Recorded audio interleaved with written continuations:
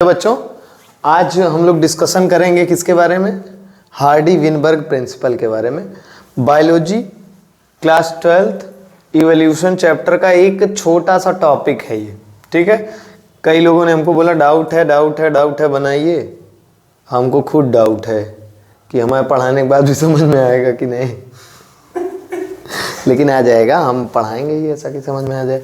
Genetic equilibrium और genetic इनइक्विलिब्रियम दो चीजें आपके सामने लिखी हुई हैं पहले से, ठीक है।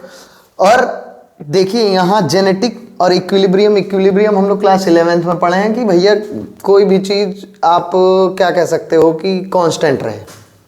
कांस्टेंट का मतलब क्या, प्रोसेस हो लेकिन उसके अंदर की चीजें क्या हो, कांस्टेंट हो। जैसे इक्विलिब्रियम समझने का सबसे अच्छा तरीका है, एक आप क्या ले लो, कंटेनर ले लो, यहां लगा दो टैप, रेगुलर वाटर फ्लो हो रहा है इसके अंदर, ठीक है। हम नीचे से होल करेंगे, यहां से वाटर फ्लो निकल रहा है, तो जितना इधर से निकल रहा है उतना ही इसमें आ रहा है। तो ये जो सिस्टम है ये किस पे है, इक्विलिब्रियम पे। मतलब सिस्टम वर्क भी कर रहा है लेकिन इसके अंदर का जो भी मटेरियल है वो कांस्टेंट है, ठीक है। वही बात यहां पे करेंगे जेनेटिक इक्विलिब्रियम के बारे में। मतलब कि यहां से जेनेटिक जीन पूल के बारे में बात करेंगे, जीन पूल।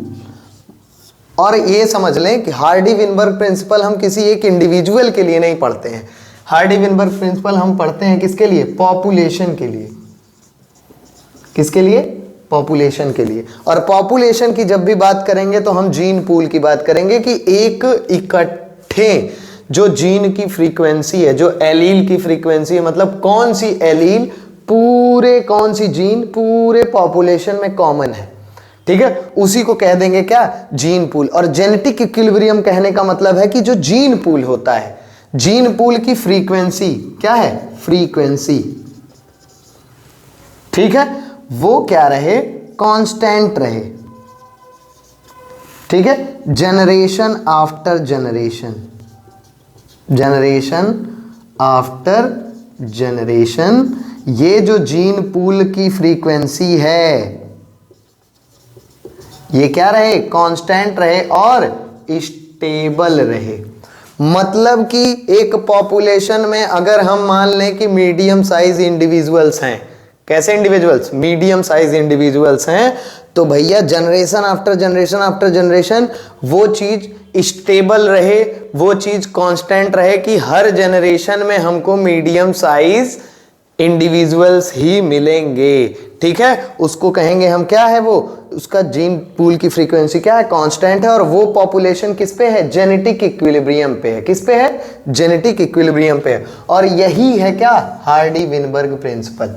हार्डी-विनबर्ग प्रिंसिपल क्या स्टेट करता है कि जो जीन की फ्रीक्वेंसी है या जीन पूल की फ्रीक्वेंसी है या एलील की फ्रीक्वेंसी है, किसकी फ्रीक्वेंसी है, एलील की फ्रीक्वेंसी है, वो क्या रहे, जनरेशन आफ्टर जनरेशन स्टेबल रहे या कांस्टेंट रहे। आ गई बात समझ में। अब कहने का मतलब है कांस्टेंट कितना हो भैया, कुछ तो वैल्यू होगी। उन्होंने कहा कि भैया क्या रहे, 1 रहे। क्या रहे, 1 रहे। अगर 1 से चेंज होता है, ठीक है, अभी जेनेटिक इनइक्विलिब्रियम में एक चीज बात करेंगे, अगर 1 से चेंज होता है तो हम कह देंगे कि जेनेटिक इनइक्विलिब्रियम आ गया है। क्या आ गया है, जेनेटिक इनइक्विलिब्रियम आ गया है। जैसे अगर हम इसको समझें, एक बाइनोमियल एक्सपेंशन से भी इसको समझाया गया। इन्होंने कहा कि एक एलील है कैपिटल ए और एक एलील है स्मॉल ए, ठीक है। इसकी जो फ्रीक्वेंसी है अकर करने की वो है P और स्मॉल ए की फ्रीक्वेंसी क्या है, Q। ये है एलील और ये क्या है, फ्रीक्वेंसी। मतलब किस रेट से ये क्या है, एग्जिस्ट कर रही है ये एलील पॉपुलेशन में।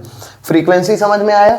तो अगर हम ए की बात करें, एक पॉपुलेशन में एक जीन की बात करें तो इसका क्या हो जाएगा, P² प्लस अगर हम इस कैपिटल ए स्मॉल ए की बात करें तो आएगा 2PQ। क्या आएगा, 2PQ, ठीक है। और अगर हम स्मॉल ए स्मॉल की बात करें तो ये आ जाएगा क्या, Q²। और ये पूरा जो जीन फ्रीक्वेंसी का सम है, सम टोटल, वो क्या रहे, 1 रहे, ठीक है। ये अगर हम देखें इस तरीके से तो इसको देख सकते हैं कि p प्लस क्यू का होल स्क्वायर, इसी का बाइनोमियल एक्सपेंशन है ये। ठीक है, कह रहे हैं कि अगर जेनेटिक इक्विलिब्रियम पे कोई पॉपुलेशन है तो जीन की जो फ्रीक्वेंसी है उसकी वैल्यू क्या होगी, 1 होगी। अगर ये वैल्यू 1 से चेंज होती है, ठीक है, 1 से चेंज होती है तो ये कहां पहुंच जाएंगे, जेनेटिक इनइक्विलिब्रियम पे पहुंच जाएंगे। आई बात समझ में? अगर जेनेटिक इनइक्विलिब्रियम की बात करेंगे, ठीक है, इसके बाद देखेंगे जेनेटिक इनइक्विलिब्रियम मतलब हार्डी विनबर्ग प्रिंसिपल कहां अफेक्ट हो गया, उसमें चेंज आ गया। कैसे आया भैया? अगर नेचुरल प्रोसेस देखोगे, नेचुरल पॉपुलेशन देखोगे तो जनरेशन आफ्टर जनरेशन वेरिएशंस आते हैं, जीन पूल कांस्टेंट नहीं रह सकता है, नहीं रह सकता है ना।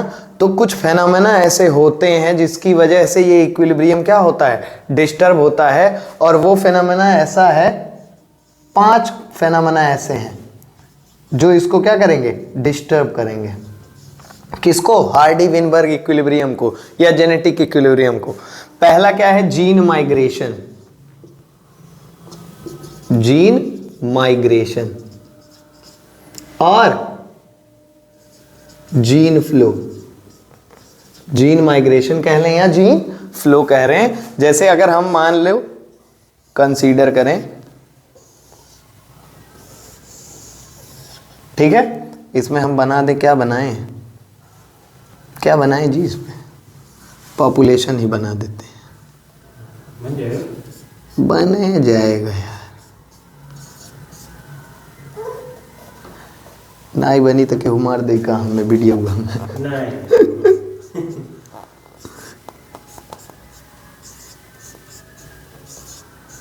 ये है पॉपुलेशन ए,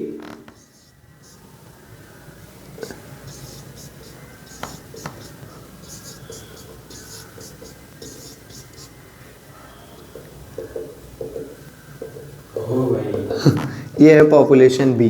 हम जीन माइग्रेशन के बारे में बात कर रहे हैं। देखो जरा, इसमें से मान लो ये एक लतखोर निकल गया, ठीक है, ये कहा कि भैया हम रहेंगे नहीं तुम्हारे साथ, मतलब तुम्हारा नियम ही हमको समझ में नहीं आ रहा है, हम जा रहे हैं यहाँ से कूद के इधर चला आया। ठीक है, अब जीन, यहां से भी जीन पूल चेंज हुआ और यहां भी जीन पूल चेंज हुआ। नए पॉपुलेशन में क्या हुआ, डिस्टरबेंस आया, और ओल्ड पॉपुलेशन में भी डिस्टरबेंस आया। तो क्या होगा, कुछ समय के बाद ये क्या करेंगे, ब्रीडिंग करने लगेंगे ना आपस में, तो नया पॉपुलेशन बन जाएगा कि नहीं बन जाएगा, नए इंडिविजुअल्स, नई स्पीसीज बनेगी कि नहीं बनेगी। ठीक है, तो इससे क्या है, देखो हार्डी विनबर्ग प्रिंसिपल क्या हुआ, इफेक्ट हुआ कि नहीं, जेनेटिक इक्विलिब्रियम इफेक्ट हुआ कि नहीं, जीन माइग्रेशन इसी को कहते हैं। ठीक है, अगर ये मल्टीपल टाइम्स हो जाए, 1 2 3 4, मतलब सारे के सारे वहां पहुंच गए, ओल्ड पॉपुलेशन भी चेंज, न्यू पॉपुलेशन भी चेंज, तो उसको जीन फ्लो कंसीडर कर लेंगे। क्या कर देंगे, जीन फ्लो कंसीडर कर लेंगे। दूसरा क्या है, जेनेटिक ड्रिफ्ट। क्या है, जेनेटिक ड्रिफ्ट। ड्रिफ्ट समझो, एसफाल्ट खेले होगे सब लोग, ड्रिफ्ट मारो, गाड़ी ऐसे अचानक घूमती है भाई से, एकदम बड़ा मजा आता है। ठीक है, जेनेटिक ड्रिफ्ट क्या है, ये एक ऐसा फेनोमेना है। ड्रिफ्ट क्या होता है, ड्रिफ्टिंग अचानक से होता है। भूकंप आया, टेक्टोनिक प्लेट्स हटे, इसमें से 4 इंडिविजुअल पहुंच गए, यहाँ थे इंडिया में, पहुंच गए कहाँ, अफ्रीका। इंडिया के थे, पहुंच गए कहाँ, अफ्रीका। तो भी भैया अचानक से पहुंचे हैं ना, अचानक से फेनोमेना हुआ है ना ऐसा, तो भैया उसको पहली बात तो कह दिए जेनेटिक ड्रिफ्ट। और ये चेंज कैसा हुआ, नया पॉपुलेशन उसको मिला, ओल्ड पॉपुलेशन का भी जेनेटिक पूल हिला है और नए पॉपुलेशन का भी जेनेटिक पूल हिला है। तो ये डिस्टरबेंस ले आया कि नहीं ले आया, समझ में आया। इसके बाद तीसरा फैक्टर क्या है, ठीक है, इसके बाद तीसरा देखते हैं हम क्या, म्यूटेशन। क्या देखते हैं, म्यूटेशन। तो अगर माइक्रोब की स्टडी करें, किसकी, कई सारे माइक्रोब्स को ग्रो कराया गया, यहीं पे कर लेते हैं, माइक्रोब्स को ग्रो कराया गया, माइक्रोब्स ग्रो किए भैया, ग्रो किए, इतना ग्रो कर जाते हैं कि क्या बताया जाए। इनमें से कुछ में क्या हो गया, म्यूटेशन हो गया। ठीक है, इनमें से कुछ में क्या हो गया, म्यूटेशन हो गया, और इनको हम निकाल दिए बाहर।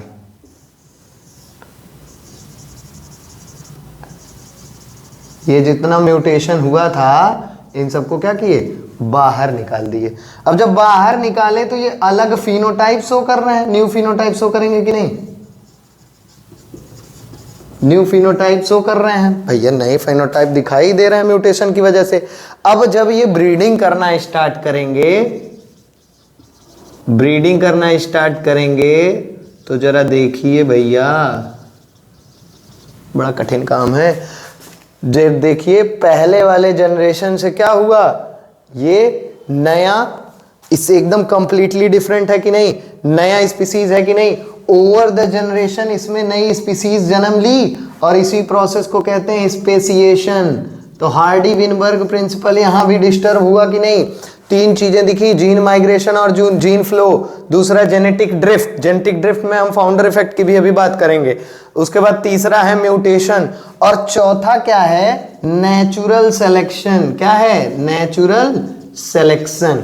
अगर नेचुरल सिलेक्शन की बात करें, ठीक है, वेरिएशन आए, कैसे variation, heritable variations, heritable variations, ठीक है। हेरिटेबल वेरिएशन अगर क्या है, सरवाइव करने में क्या करते हैं, मदद करते हैं, या सर्वाइवल में मदद करते हैं, तो ये क्या होते हैं, आगे वाली जनरेशन में क्या करते हैं, ट्रांसफर करते हैं। और भैया वेरिएशन तो हुआ ना, आगे वाली जनरेशन में ट्रांसफर हुआ कि नहीं, पहले वो वेरिएशन नहीं था, बाद में वो वेरिएशन आ गया, मतलब कि भैया इक्विलिब्रियम डिस्टर्ब किए कि नहीं किए, और ओवर द जनरेशन ये वेरिएशंस एक्युमुलेट होंगे और नया पॉपुलेशन ही बन जाएगा। नेचुरल सिलेक्शन में इतना पावर है। तीसरा है रिकॉम्बिनेशन, अरे तीसरा कह रहा है, पांचवा है क्या, रिकॉम्बिनेशन। क्या है, रिकॉम्बिनेशन। रिकॉम्बिनेशन कब होगा, गैमीटोजेनेसिस के टाइम पे ही।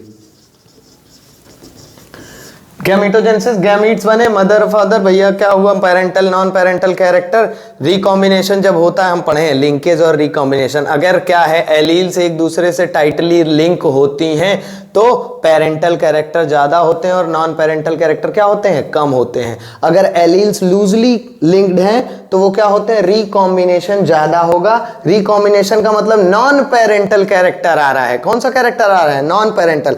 और नॉन पेरेंटल आ रहा है मतलब कि भैया अगले जनरेशन में वेरिएशन आएगा कि नहीं आएगा।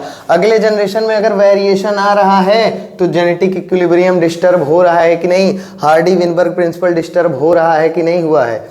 आ रही बात समझ में, ठीक है। इसके बाद हम बात करेंगे फाउंडर इफेक्ट की, ठीक है।